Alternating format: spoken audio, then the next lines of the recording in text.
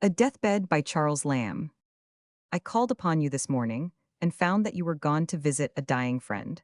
I had been upon a like errand. Poor NR has lain dying now for almost a week.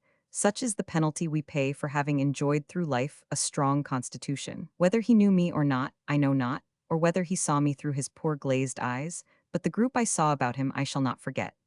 Upon the bed or about it were assembled his wife, their two daughters, and poor deaf Robert, looking doubly stupefied. There they were, and seemed to have been sitting all the week. I could only reach out a hand to Mrs. R. Speaking was impossible in that mute chamber. By this time it must be all over with him. In him I have a loss the world cannot make up. He was my friend, and my father's friend, for all the life that I can remember. I seem to have made foolish friendships since. Those are the friendships which outlast a second generation.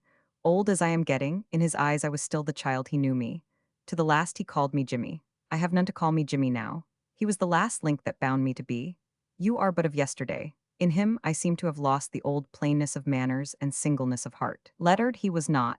His reading scarcely exceeded the obituary of the old gentleman's magazine, to which he has never failed of having recourse for these last 50 years. Yet there was the pride of literature about him from that slender perusal, and moreover from his office of archive keeper to your ancient city, in which he must needs pick up some equivocal Latin, which, among his less literary friends, assumed the air of a very pleasant pedantry.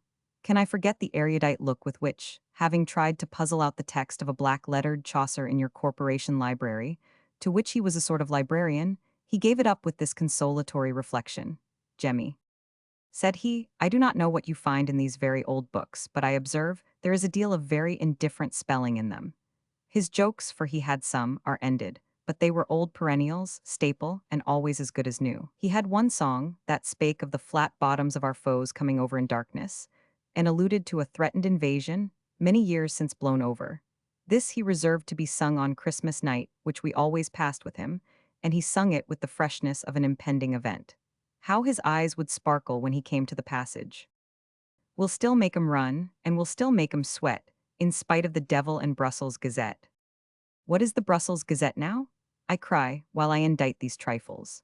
His poor girls who are, I believe, compact of solid goodness, will have to receive their afflicted mother at an unsuccessful home in a petty village in Shire, where for years they have been struggling to raise a girls' school with no effect. Poor deaf Robert, and the less hopeful for being so, is thrown upon a deaf world, without the comfort to his father on his deathbed of knowing him provided for.